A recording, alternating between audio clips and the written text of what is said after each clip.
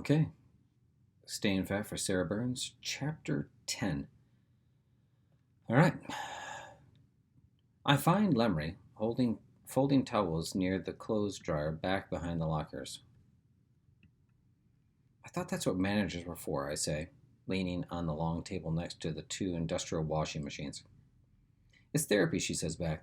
It's the one thing I do in life that gets results. Hey, you get results from me and Ellerby. She gawks, snorts, and walks over to the wall phone. Could you send down more towels, please? She says into the mouthpiece. The wrestlers must have towels they need washed. What about basketball? I slap my chest. I'm crushed. She puts the handset back onto its cradle. If only it were true. What do you want, Moby? World peace, an end to hunger, homes for the homeless? Very noble. A new car. That's closer to the truth. I meant, why have you invaded my sanctuary? What do you want from me? Now. What would you think if I started taking out Britton's girlfriend? She places the towel she's folding slowly on the top of the heap and stares up at me. You mean Jody? What would you think? I think you and Mark would probably swim faster. Well, I think I'm going to do it. Jody have anything to say about this? She asked me first. Lemry returns to her towels. So what do you think? Really, I ask. I think it's none of my business. I don't know what's behind it, but I've watched your eyes glaze over in Jody Mueller's presence for 3 years. I just hope you're not doing it to get at Mark. I think something about that. That's a pretty good side, Benny, but it's not why. Lemry puts down the towel she's folding. Look, Moby, I don't care who you go out with, but I think you and Steve should both take it a little easier on Mark. I shrug, a little embarrassed, because it sounds like Lemry thinks I'm mean, and though I may be sometimes, I don't want her thinking it. He keeps himself on a pretty short leash, she says. He has a lot of serious beliefs and almost no sense of humor. That's not a good combination.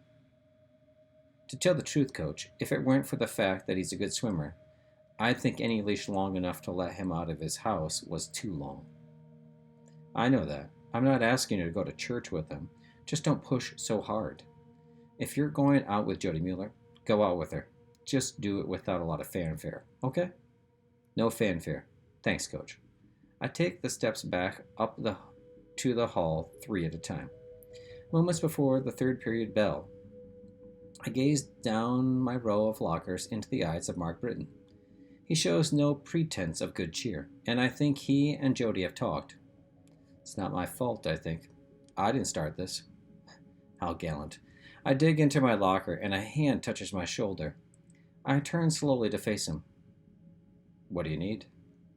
He says, I think you know. Manners? Jody told me she wants to start seeing other people. You must be proud. She wants to go out with you. Finally getting some taste, huh? I say, staying casual. I don't want to have to prove I'm no fighter. Mark says, that's low, Calhoun. It's one thing to come after me in the pool. It's something else to go after my girl. I didn't go after your girl. He sneers. You've been sniffing around her since I can remember. Are you telling me if she wants to go out with you, you won't go? No, I'm saying. I didn't go after her. You want me to believe it was her idea? He asks. That's a laugh. What would she want with a block of a lard like you? Intelligent company, maybe, I guess. Chance for a few laughs? If Britton knew me better, he wouldn't have go after my physical appearance. He'd have to complete graduate work at the Harvard School of Slams to come up with a name I didn't hear 1,000 times at junior high. Block of lard. Give me a break, Britton. I pull away to go to class, but he stands in my path, swelling his chest. I'm thinking this probably isn't how Lemry would want me to do this. I tell Mark to get out of my way. I may not be a fighter, but I do have a documented history of being able to take a punch. Ask Dale Thornton. He doesn't budge. If we fight, I say, we go home for 3 days. My mother fixes me a glass of lemonade and a peanut butter sandwich and tells me to try to stay in school. What do you suppose your old man will do? Britton didn't get that tight an ass growing up with Ward and June Cleaver. We stand toe to toe a few seconds more, glaring each other down as a crowd starts to gather. I push my bluff. All that, and you're going to be embarrassed. 2. This ain't your day, buddy. Mark's not quite sure about me, and his need for decorum wins out. He steps back, and I turn for my class. She's a bitch, he blurts after me. I stop, turning, thinking I may go ahead and try to take him out. What? Mueller. She's a bitch. A pathological liar. I only stay with her out of pity. It's true, Calhoun. I was going to dump her, but she got to it first. She'll tell you all kinds of wild stories, but I'm telling you because she'll pull you in just like she did me. She's pretty and all that, but there's something seriously wrong with her. You'll either believe me or you'll find out for yourself.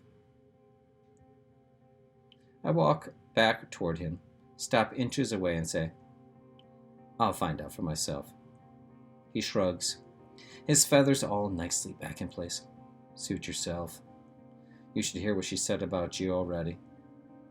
I look at my watch. Less than 30 seconds to the bell.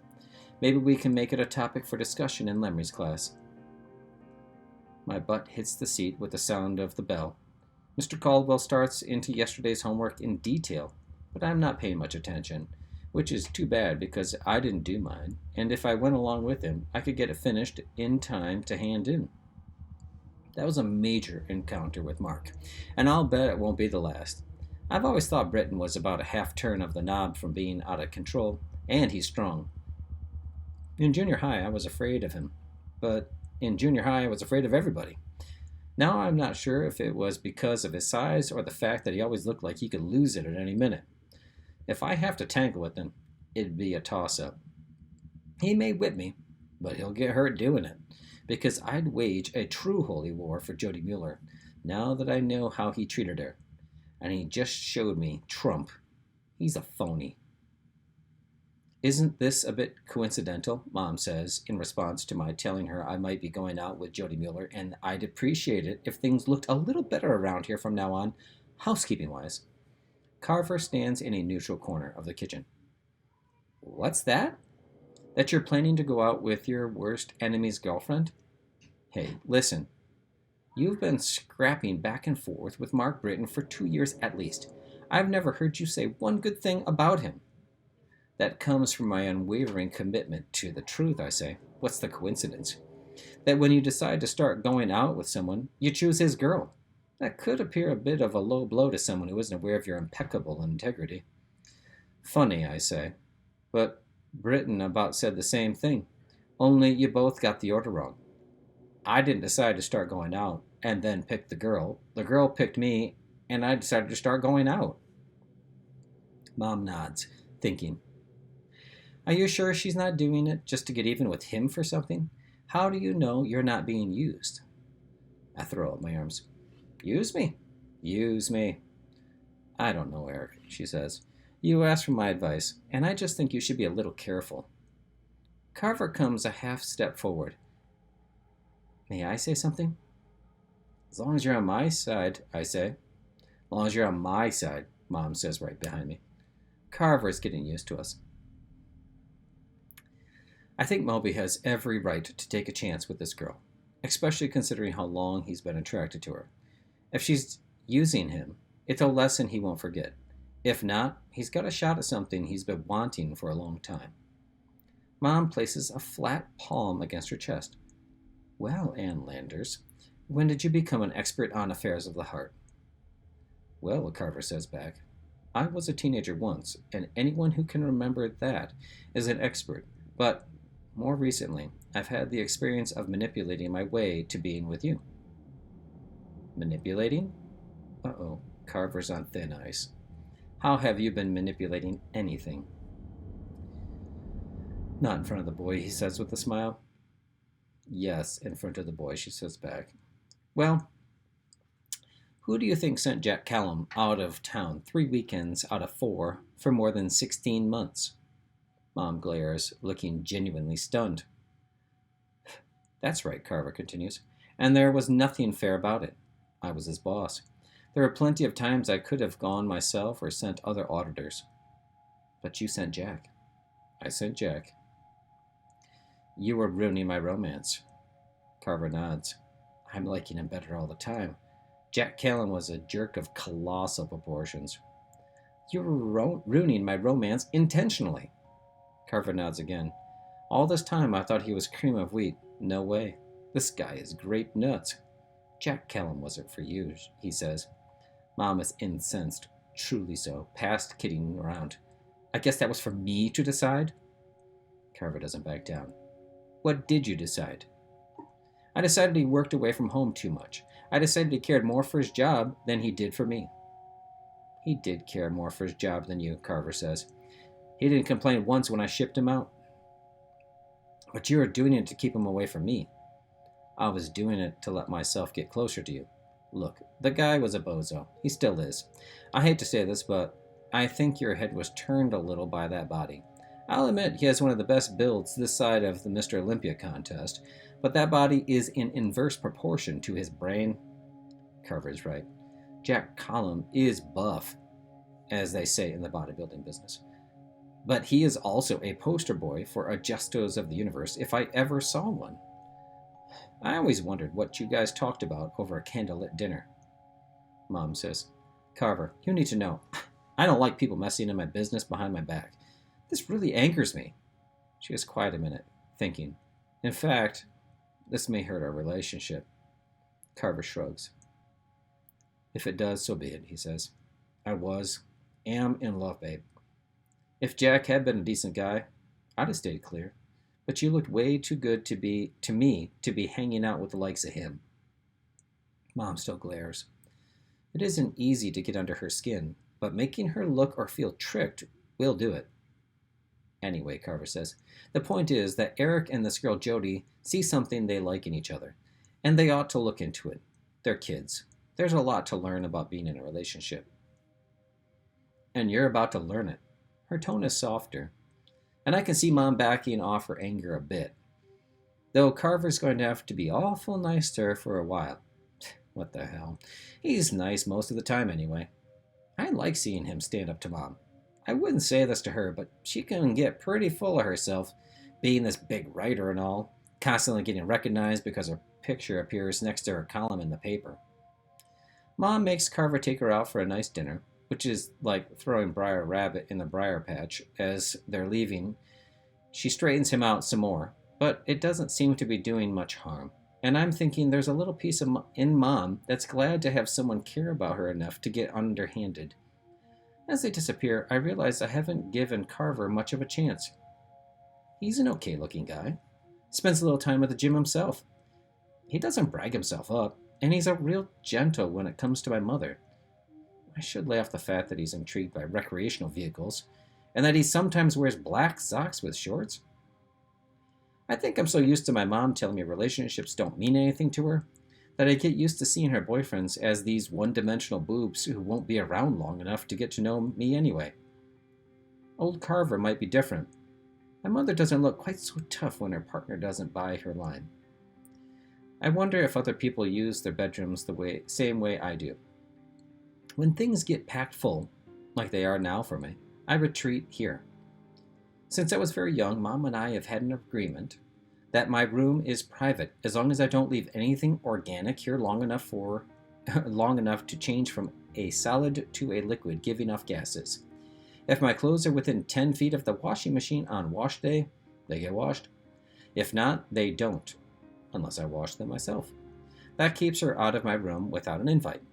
I can't think of a time when I would have kept her out, but her respect for my privacy space has allowed me a true sanctuary, which is exactly what I need right now.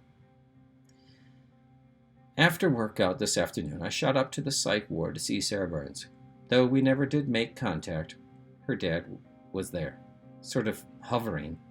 From a distance, I watched him talking to her, and though he whispered, he appeared pretty worked up.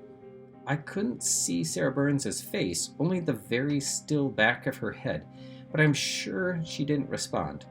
Old Virgil smelled a rat, I think, because he was intense. He saw me, shot me a glance that felt like a fist to the chest, and went right on talking to her. The attendant watched a while, then disappeared to get Laurel, the therapist, who watched a few seconds herself before walking over and gently laying a hand on Mr. Burns's shoulder. He slapped it away. "This foolishness has gone far enough," he said. "If this little girl doesn't get herself together, I'll drag her on home and let her get better there." Laurel said he'd have to get himself under control or leave, and he sprang from the couch like a predator, towering over her. I thought he'd hit her, but Laurel didn't back down even a step. With my heart in my throat, I moved in their direction, hoping to hell Sacred Heart had a plan for events like this, because I knew I'd have to do something if he hit her. But tangling with Virgil Burns wouldn't be like tying up with Mark Britton, or even getting your butt kicked by Dale Thornton. This would be like getting your butt kicked permanently. I have newfound respect for this madness now that I know for sure what he did to my friend. To my tremendous relief, 2 attendants straight from WrestleMania 3 reached them ahead of me. One moving behind Mr. Burns, the other stepping between him and Laurel. The larger one said, "Sir, I'm afraid we're going to have to ask you to leave." "You can ask me all you want. This here is my kid, and if I leave with her." "I'm afraid that's not possible," said Schwarzenegger number 1. "You have no right to keep her against my wishes," Laurel broke in. "I'm afraid that's not true. This girl is clearly in need of help. If you take her, I'll call Child Protection Services and report extreme emotional abuse and neglect. It'll get decided in a shelter care hearing, and you have a completely non-responsive child here." A calmness descended over Virgil Burns, and when I think back, it was the most chilling part of the whole incident. His face went blank, and he nodded slightly. "Very well," he said, and turned to Sarah Burns. "Young lady, you get it together, or there will be hell to pay." He turned abruptly and walked toward the exit. Unfortunately, I was standing in front of it. In a voice so low it almost sounded like a growl, he said, "Something's up, and you know what it is, young Calhoun. Don't make the mistake of getting mixed up in it. Hear me?" "Yes, sir," crossed my lips before I could even think. He nodded. "You're a smart boy. If my little girl is listening to you, you tell her she'd best get herself home. This is family business." Then he was gone. The staff didn't leave Sarah Burns and me alone long enough for any conversation after that, and I have a feeling she would have remained a statue. Words can't describe the sense of menace that man puts out. So I'm lying here, under the earphones, thinking if I had the hammer Peter, Paul, Mary, and Mary are singing about, I sneak up behind Virgil Burns and give him a whack. Do what someone should have done a long time ago. It's amazing to me how things seem always to pile up on each other. It would be enough to deal with all that's going on with Sarah Burns, or with Jody, or even with just trying to get my times down before regionals, but it's all there together. All I really want to do is the right thing, but how do you ever know what that is? I mean, I know some people who could help me with Sarah Burns' dilemma, Lemry for one, my mother for another, but I promised not to tell.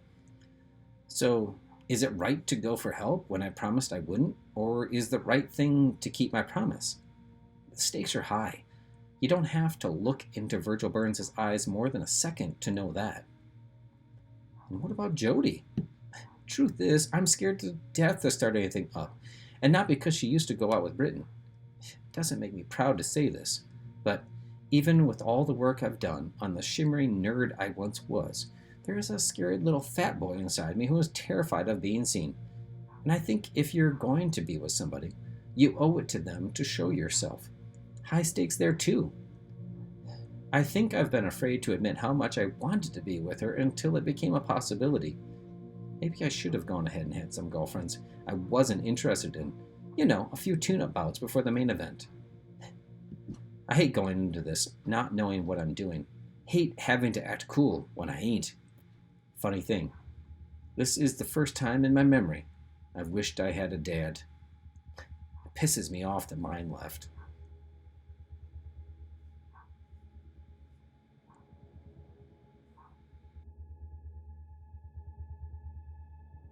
Okay, Chapter 10 Analysis. All right, so Chapter 9 left us feeling stressed out and like there was tons of stuff going on. And Chapter 10, the author got some gasoline and poured it onto the book and kicked it up a few thousand degrees. Holy cow. Almost gets in a fight with Britain. Has to listen to his coach say, hey, lighten up. Has to hear mom say, hey, lighten up. And then goes to the psych ward and sees Virgil Burns acting like a true psycho dad. This chapter was very interesting because we got to develop a couple characters. Memory gets more developed. We see that she's a little bit more nuanced and she is able to talk to Moby a little bit better, Eric. And we see that she's got some wisdom to her. Additionally, we see Mom and Carver for the first time really develop. So these are three characters that are starting to flesh out a little bit. And this is really the first time we see Virgil Burns in action, and it's scary. He's physically aggressive, he's verbally aggressive, and then he can flip a switch and calm down. And Eric is just scared senseless. And that's a lot for a teenager to have to deal with. There's a thing that I always talk about, just lift is a thing that I used to say to people. And it's this idea that you can help people lift their heavy loads. And I think that this is a very true thing, that everybody is working hard and everybody is trying hard. And sometimes it's really hard for them. They've got a lot going on. And it's important, I think, for people to be ready to help those people when they may need it. If you look, Sarah's got a really tough, heavy load of stress, anxiety, violence, danger, and it looks like Eric's going to have to help her carry that load. Eric's got a lot of stuff that he has to handle, and it looks like he is going to have to probably ask for help too, but we just don't know from whom. He's got lots of candidates, and I think that's where we're headed in Chapter 11.